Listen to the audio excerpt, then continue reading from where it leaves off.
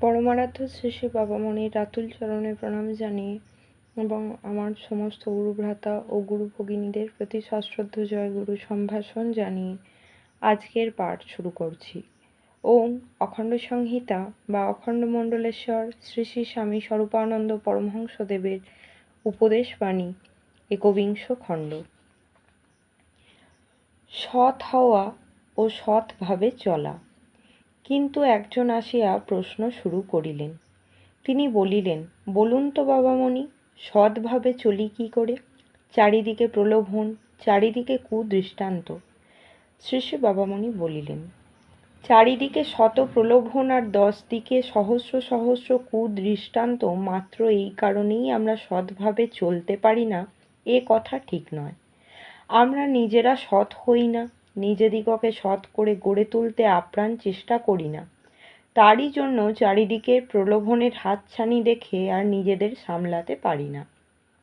তার জন্য দিকে দিকে যত কুদৃষ্টান্ত দেখতে পাই, সবগুলি যেন একযোগে এসে আমাদের ঘাড়ে চেপে ধরে।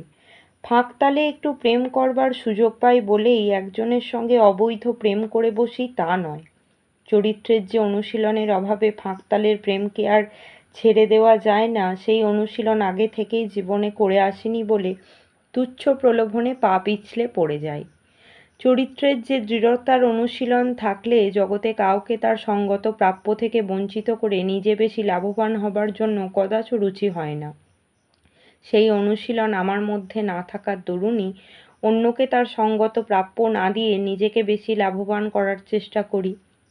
প্রলোভন আর কুদৃষ্টান্ত জগতে চিরকাল ছিল এবং চিরকাল থাকবে, কিন্তু যিনি নিজের চরিত্রকে প্রলোভনজয়ী এবং কুদৃষ্টান্তের জ্বলন্ত প্রতিবাদ রূপে গড়ে তোলবার চেষ্টা আবাল্য করে এসেছেন, তিনি কখনো এক কথায় কাবু হতে পারেন না, এবং তিনি জীবনে কোনো ভুল করে বসলে প্রলোভনকেও দায়ী করেন না, অপরের কুদৃষ্টান্তেরও দোহাই দেন না। প্রয়োজন হচ্ছে সৎ হওয়ার। সৎ একবার হতে পারলে জীবনকে নিষ্কলঙ্কভাবে চালিয়ে যাওয়া সহজ হবে।